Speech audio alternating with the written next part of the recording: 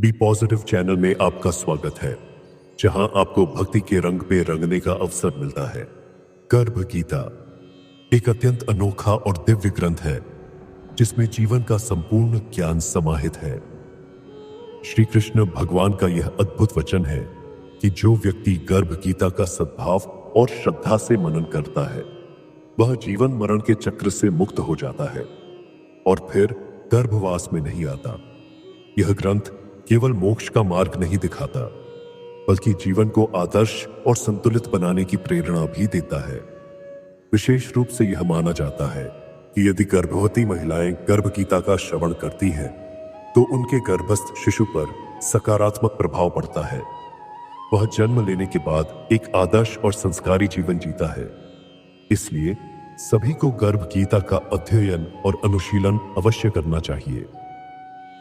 हिंदी में गर्भ गीता का पाठ करके अपने जीवन को आध्यात्मिकता और सकारात्मकता से भरें। बी पॉजिटिव चैनल को सब्सक्राइब करें और हमारे साथ इस भक्ति यात्रा में जुड़ें। जय श्री कृष्ण। अर्जुन उवाच, हे भगवान, कृपया यह बताएं कि जीव गर्भ में क्यों आता है। वह कौन से पूर्व कर्मों के कारण इस कष्ट को भोगता है। हे मधुसूदन, प्राणी गर्भ में रहते हुए असीम कष्ट सहता है। जन्म लेते समय भी उसे असहाय पीड़ा का सामना करना पड़ता है। फिर संसार में रहते हुए वह रोग, पीड़ा, बुढ़ापा और मृत्यु जैसी समस्याओं से गुजरता है। कृपा कर यह बताइए कि ऐसे कौन से कर्म हैं जो प्राणी को जन्म मरण के बंधन से मुक्त कर सकते हैं। श्री भगवान वाच, हे अर्जुन, जन्म मरण का बंधन उन प्राणियों की नियति है जो संसार के मोह और माया में लिप्त रहते हैं। वे नश्वर पदार्थों से प्रेम करते हैं और सांसारिक वस्तुओं की कामना करते हैं। ऐसे प्राणी मेरी भक्ति को छोड़कर माया में लिप्त रहते हैं और इसी कारण बार बार अनेक योनियों में जन्म मरण के दुखों को भोगते हैं। अर्जुन वाच, हे जनार्दन, संसार के माया मोह से मुक्ति प्राप्त करना अत्यंत कठिन है। माया चित्त को हर लेती है। मन तो काम, क्रोध, लोभ, मोह और अहंकार जैसे विकारों से घिरा हुआ है। यह मन मदमस्त हाथी के समान है, जिसे तृष्णा रूपी शक्ति प्रेरित करती है। इनमें से अहंकार सबसे प्रबल है, जो प्राणी को नरक तक ले जाता है। हे ऋषिकेश, इस मदमस्त हाथी रूपी मन को वश में करने का उपाय क्या है। मन को आपकी भक्ति में लगाने के लिए क्या किया जाए। श्री भगवान वाच, हे धनंजय, जैसे मदमस्त हाथी को वश में करने के लिए अंकुश का प्रयोग किया जाता है, वैसे ही मन को वश में करने के लिए अभ्यास और ज्ञान आवश्यक है। भक्ति और ज्ञान निरंतर अभ्यास करने से ही प्राप्त होते हैं। अर्जुन उवाच, हे मधुसूदन, आपकी भक्ति प्राप्त करने के लिए कोई वन खंडों में जाकर तपस्या करते हैं, तो कोई वैरागी बनकर इधर उधर भ्रमण करते रहते हैं। हे प्रभु, कृपया यह बताएं कि आपकी भक्ति का सच्चा मार्ग क्या है। श्री भगवान वाच, हे पार्थ, मेरी भक्ति प्राप्त करने के लिए न तो केवल वनवास आवश्यक है और न ही वैराग्य का दिखावा। मेरी भक्ति का मार्ग प्रेम, समर्पण और श्रद्धा से होकर गुजरता है। जो व्यक्ति अपना अहंकार त्याग कर निष्काम भाव से मेरे प्रति समर्पित होता है, वही मेरी भक्ति को प्राप्त कर सकता है। अपने कर्तव्यों को मेरी सेवा समझकर निभाओ और मुझ पर पूर्ण विश्वास रखो। इसी से तुम जन्म मरण के बंधन से मुक्त हो सकोगे।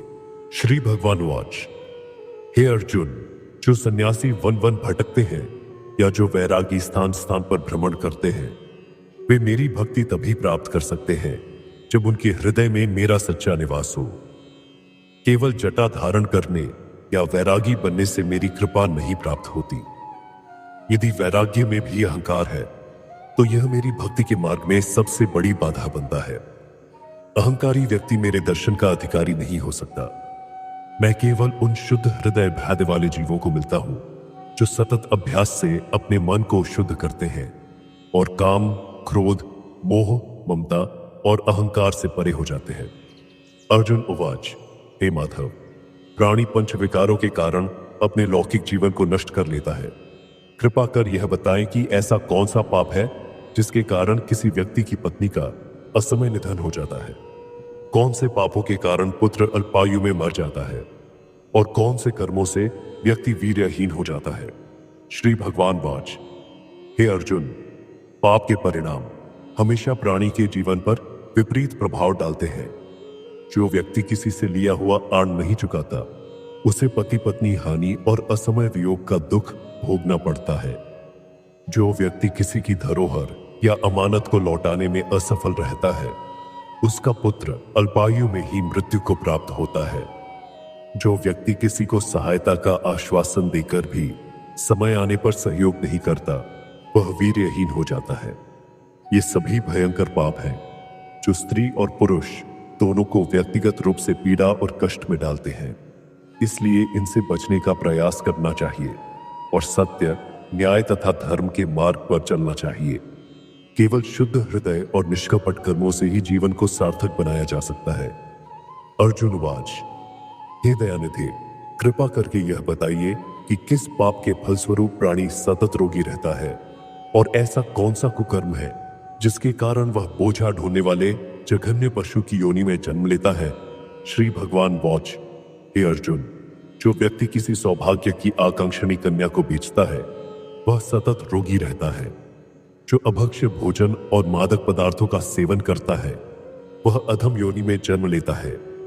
जो झूठी गवाही देता है और भोजन बनाकर उसे पंचकंवल शुद्ध देवताओं को अर्पण किए बिना स्वयं खाता है, वह अगले जन्म में बिल्ली और शकर सुअर की योनि को प्राप्त करता है। अर्जुन उवाच, हे प्रभु, इस संसार में जिन लोगों को आपने धन धान्य और उत्तम साधन प्रदान किए हैं, उनके ऐसे पुण्य कर्म क्या थे। श्री भगवान वाच, जो व्यक्ति सुयोग्य और पात्र व्यक्ति को विधिपूर्वक स्वर्णादि का दान करता है, वह धन धान्य, वाहन और संपन्नता प्राप्त करता है। जो सत्य, सनातन वैदिक रीति से सुयोग्य वर को विधिपूर्वक कन्या का दान करता है, वह अगले जन्म में उत्तम मानव योनि का अधिकारी बनता है। अर्जुन उवाच, हे प्रभु, संसार में कुछ लोग सर्वांग सुंदर हैं, जबकि कुछ कुरु श्रेष्ठ स्वास्थ्य और आकर्षक स्वरूप किन पुण्य कर्मों से प्राप्त होते हैं। श्री भगवान वाच, हे अर्जुन, रूप और स्वरूप की महत्ता से अधिक गुण और चरित्र का महत्व है। फिर भी आकर्षक देह संतों और विद्वानों की सेवा तथा सतत ज्ञान प्राप्ति की आकांक्षा के परिणाम स्वरूप मिलती है। अर्जुन उवाच, हे दयानिधि, प्राणी धन और सांसारिक सुखों से इतना मोह क्यों रखता है। श्री भगवान वाच, हे महाबाहु, जब मेरी कृपा प्राणी से वंचित हो जाती है, तो वह नाशवान धन, दौलत और सांसारिक सुखों से प्रेम करने लगता है। ये सभी वस्तुएं क्षणभंगुर हैं। विवेकी साधक को इनसे दूर रहना चाहिए। जो प्राणी सांसारिक मोह से मुक्त होकर काशी, हरिद्वार, अवंतिका और अयोध्या जैसे पवित्र तीर्थ स्थलों का दर्शन करता है और मेरी निष्काम भक्ति करता है, वह राजा के समान संपन्नता और ज्ञान प्राप्त करता है। जो व्यक्ति विनम्र भाव से गुप्त दान करता है और निष्काम होकर दूसरों की सेवा करता है, वह अपनी आवश्यकता अनुसार धन प्राप्त करता है और सदा संतोषपूर्ण जीवन व्यतीत करता है। अर्जुन उवाच, हे प्रभु, कृपा करके बताइए कि प्राणी में रक्त विकार, खंडवायु, अंधता अथवा पंगुता का क्या कारण है। श्री भगवान वाच, हे धनंजय, जो व्यक्ति मेरी भक्ति से दूर रहता है और माया में लिप्त होकर नशे का सेवन करता है, क्रोधी स्वभाव का होता है, वह रक्त विकारों से पीड़ित होता है। जो आलस्य में डूबा रहता है और दरिद्रता को अपने जीवन का हिस्सा बना लेता है, वह खंडवायु जैसे रोगों से ग्रस्त होता है। जो स्त्री पतिव्रत धर्म का उल्लंघन करती है और जो पति संयम रहित होता है, उनके जीवन में पंगुता और ज्योतिहीनता का अभिशाप आ जाता है। अर्जुन उवाच, हे जगत गुरु, कृपा करके गुरु दीक्षा के विषय में कुछ प्रकाश डालें। श्री भगवान वाच, हे कौन्तेय, धन्य हो तुम और धन्य है तुम्हारी माता, जो तुम्हारे माध्यम से संसार के कल्याण के लिए यह प्रश्न पूछा गया। हे पार्थ, संयमी और इंद्रियों को वश में करने वाले, जो ईश्वर भक्ति और परोपकार में लगे हुए सिद्ध पुरुष हैं, उन्हें गुरु के रूप में धारण करना चाहिए। अपने गुरु के मार्गदर्शन में मेरी आराधना करने वाला व्यक्ति गुरु कृपा से मेरी भक्ति को प्राप्त करता है। जो प्राणी गुरु से विमुख होते हैं, वे भयंकर पाप के भागी बनते हैं। ऐसे व्यक्ति का मुख देखना भी पाप है। जैसे मदिरा के पात्र से सटा गंगा जल अशुद्ध हो जाता है, उसी प्रकार गुरुद्रोही गृहस्थ साधक की साधना निष्फल हो जाती है। ऐसा व्यक्ति अगले जन्मों में कुकर, कुत्ता, सूकर, सुअर, करदब, गधा और काक, कौवा जैसे निम्न योनियों को प्राप्त करता है। वह अजगर की तरह आलस्य में डूबा रहता है और समाज से तिरस्कार पाता है।